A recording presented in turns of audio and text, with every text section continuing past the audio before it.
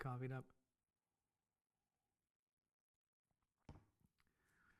Welcome to my channel. Welcome to my studio here, Real Recording 1, just outside Nashville, Tennessee, if you guys aren't familiar. Today I'm going to show you guys how you can get great sounds in a small space with limited gear, okay?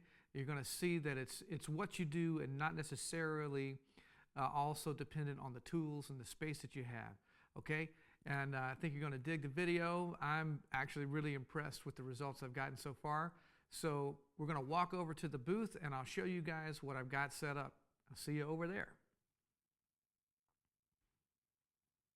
All right, here we go. So here's a look at what we've got. This is the usual booth that I record acoustic guitar in on tracking dates. It's a good sounding space, but it's small. You can see I have the some of my miking set up from what I'm usually doing in here, a little foam baffle that I use to partition the room sometimes, but yeah. And then over here, it's just my laptop, which is not even the most current thing that's out there. It's not super powerful, but plenty powerful for recording audio. And like I mentioned, we've got the Mackie DL32se, which I'll do another video about that. I happen to think it's one of the most remarkable pieces of gear that's ever been made. It's just astounding what all it can do for the price. And then in Pro Tools, we'll go into the screenshot and you'll get a look at how I'm processing things. And so yeah, we're going to jump into the kit, do some playing, and I'll tell you all about what I'm doing. All right.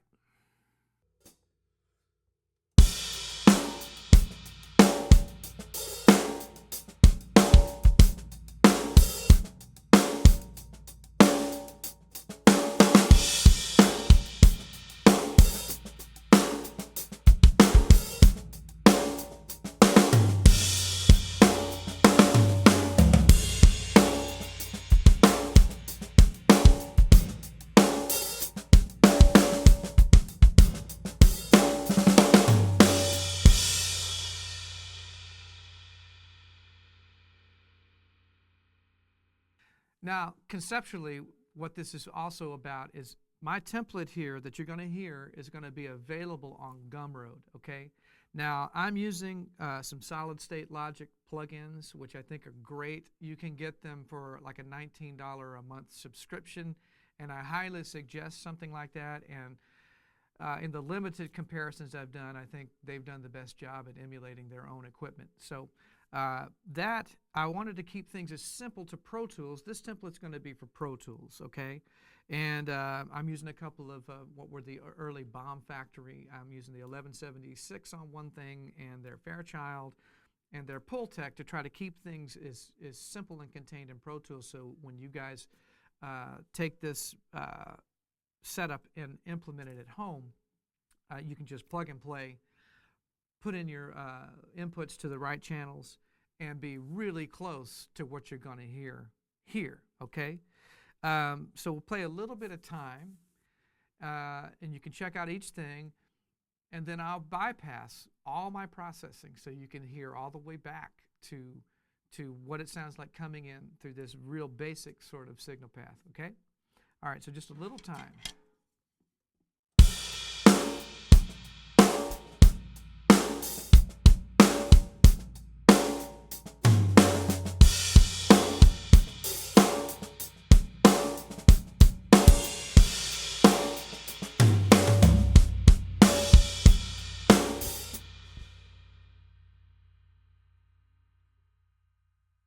All right, and we're going to go through the rack and floor.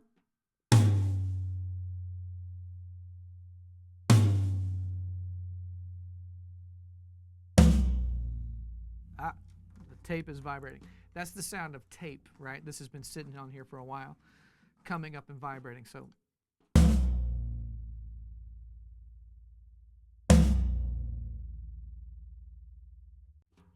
And these drums are detuned from some sampling I did some time back. So I didn't make crazy effort to just make everything perfect. I want this video to show you what can be achieved simply Okay, so that's a quick rundown through the drums. Now I'm going to bypass all the processing. You're going to hear the drums minus any of my individual channel EQing and compression, minus the subgroup, and minus the master bus, okay? And this will give you some idea of kind of the starting point and probably what you might understand in your own setup at home.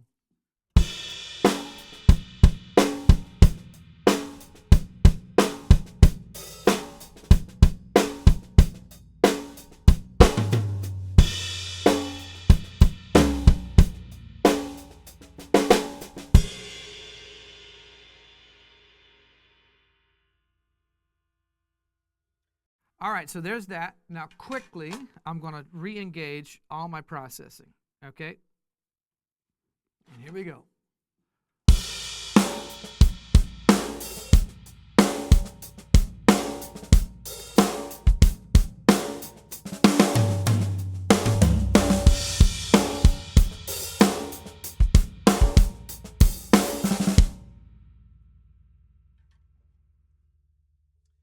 Okay, so that's a world of difference. If you want to check it out, I'll go through each thing and solo them up.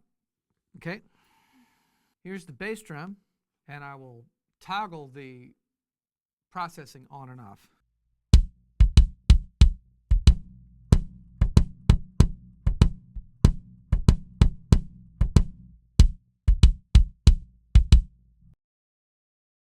Okay. All right, snare top.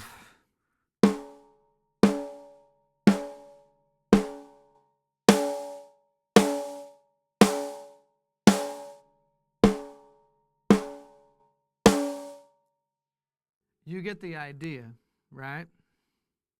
Here will be the snare bottom.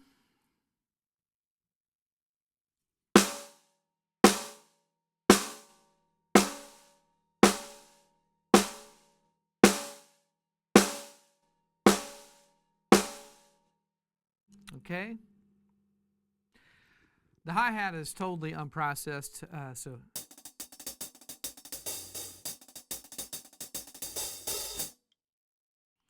the rack tom and the floor tom are unprocessed, basically. I only have a phase correction, and I'll show you in real time in a minute what the difference that makes, okay? So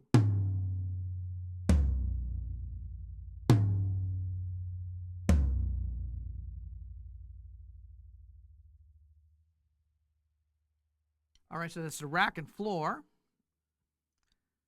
Now we get to the overheads, which is an important part of the equation, and it has a couple of things on it, right? It has an SSL channel, and then it has an 1176 on the back end. So if we bypass and basically listen for the snare,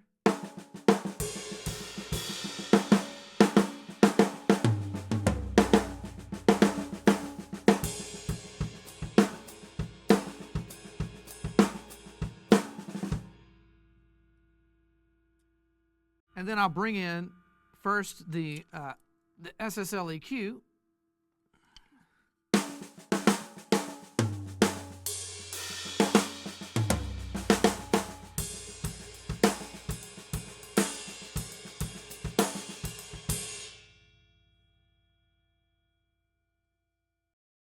And here comes the big one, and this is just the Pro Tools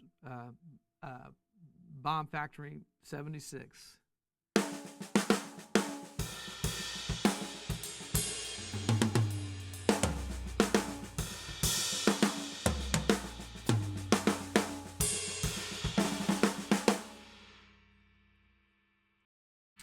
And yeah, there's that.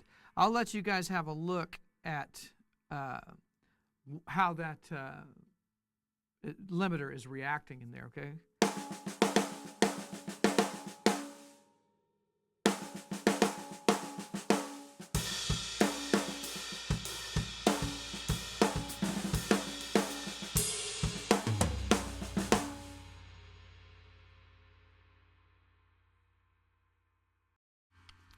So that's the screenshot from there.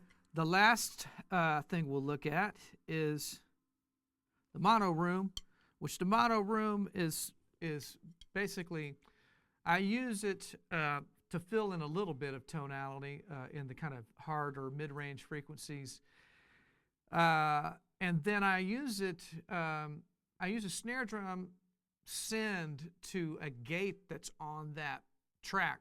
And then that sound is what triggers the reverb. And it kind of acts like the same thing as if you put a pre-delay, you keep your vocal in your face, but then the effects are behind it. And that's what I like to do. It's not my trick, it's an old trick, but that's the reasoning behind it, okay? Reverb right up on the snare drum is a particular thing. It's very 80s sounding, but yeah, this is the mono room mic, okay?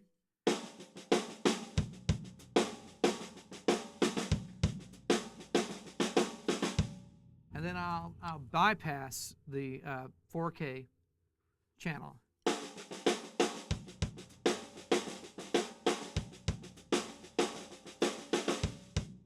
Okay, and with the EQ, you can hear a little bit of wonk being cut out.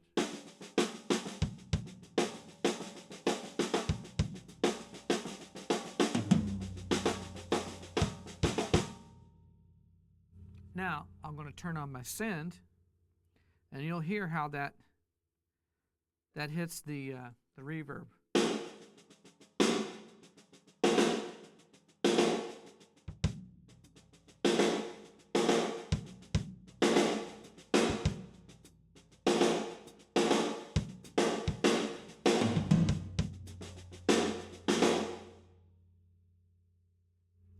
And so that takes this little room and taking that, microphone that's 3 or 4 feet away from the kit and using it as the send for the snare reverb. What feels like the snare reverb gives you that effect.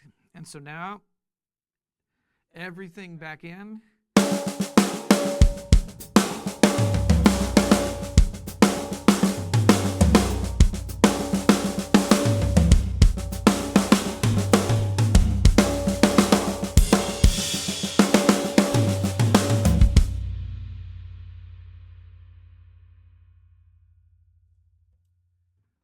Okay, and so one more quick walkthrough with all processing bypassed.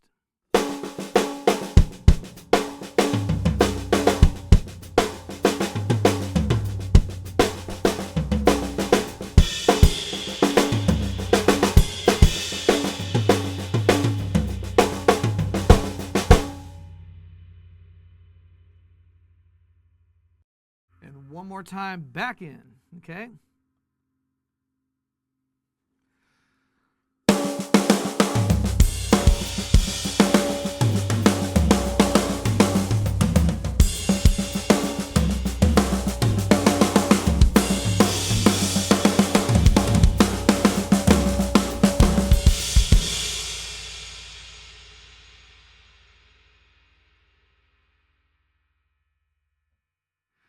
Okay, and now a little bit of basic time again.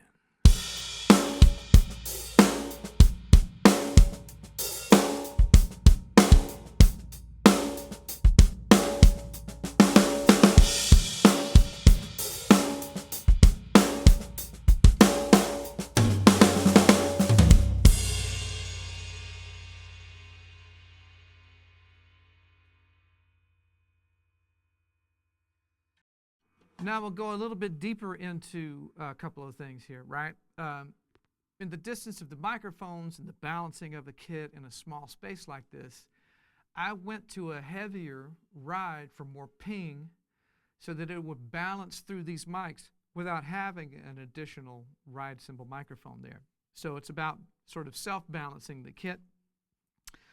I want to show you guys a couple things as it pertains to phase and how dramatically that can change things, okay? So if I bring up the snare, let's just do it with the overheads. If I flip the overhead phase, so you got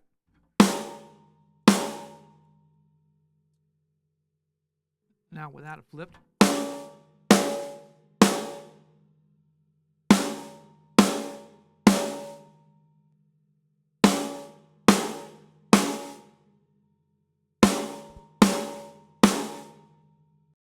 You can hear there's a warmer note there. I'm going to do the same thing for the rack tom.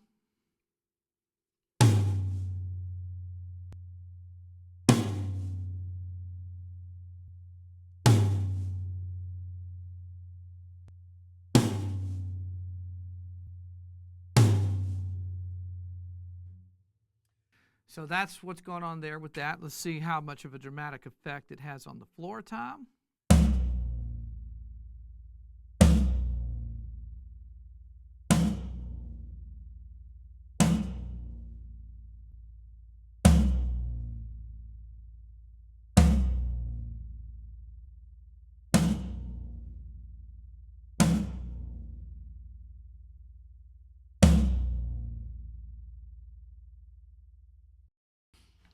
Okay, so that's the basic idea, right? In a situation that's tight like this, it's still possible to get a great sound, okay? And get a great sound, you know, with gear you may have around, especially inside of a budget.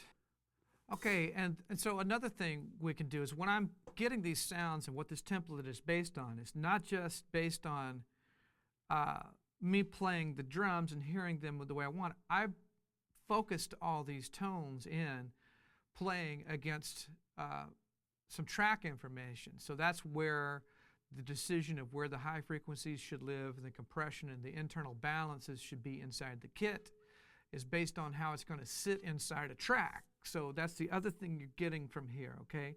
Now, this is kind of an interesting thing because what you're about to hear that I'm playing to is something that I generated with AI. And so my band slips around a little bit. It's not going to be the tightest thing in the world probably at times, but we'll get into this discussion on another video. I think it's pretty remarkable what you can do, and I'm excited. A lot of people are freaking out by AI, and I think it's fantastic. I think it's empowering. If you use it, you know, creatively and use it for what you want to do, it's like my new best friend. You know, it's like I can quickly create things in a utility kind of way. So anyway, that's a side note, but I'll show you a little bit of that, and I'll play along. And that's what all these levels are based on, and why they're going to work for you at home is that everything is designed to sit inside a track, and it would be like this.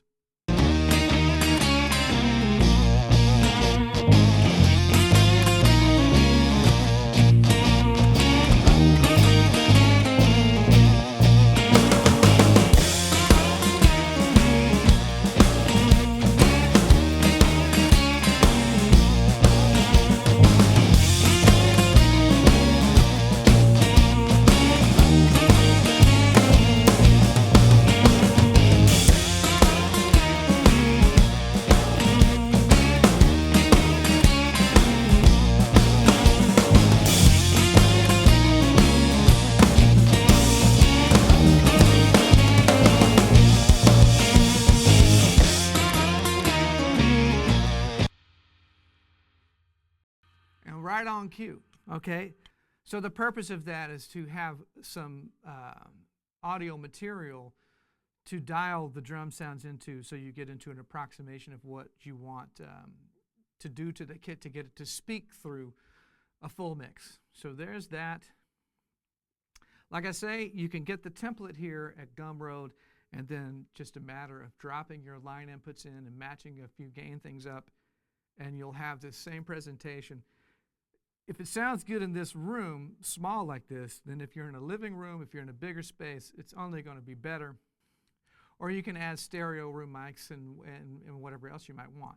But you're going to get the basic routing, my bus compression, all these different things that I've dialed in to be comparable to what I get here with all my outboard gear.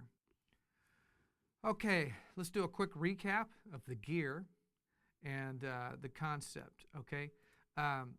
Pearl Masters Maple Gum, 13-16-22, Maple Sensitone, 6.5 by 14, Peisty 15-inch Modern Essential, let's see, Peisty Masters 22-inch Crisp Ride, and then Master Series 20-inch Dark Crash. Microphones, Audio Technica, AT350s, and I using that on the toms, the top of the snare drum, the bottom of the snare drum. I have a 2500 in the bass drum, which is a dual element mic. I'm only using the condenser element. This is a 450 condenser on the hi-hat, 4041s on the overheads, and a 250 as a little mono room mic that I'm using to create kind of a reverb send, because I don't like to send reverb directly off the snare or toms, and we'll discuss that as we go. So that's the gear recap there. Microphones, Pro Tools Studio, laptop, Apple. It's not a particularly powerful one. It's about 4 or 5 years old, I think. And Mackie DL32se, which I think is a remarkable piece of equipment for all the things it can do. All right, so that's the gear rundown. Thanks for checking this video out, and check out my other videos in the description. I've got a full behind the scenes look at how I go through a session hearing a song for the first time. I've just recently put up my snare drum tuning video on how I get my sounds at the kit. So yeah, check that out if you're interested. Make sure you subscribe to the channel. Appreciate you being here, and there'll be more to come.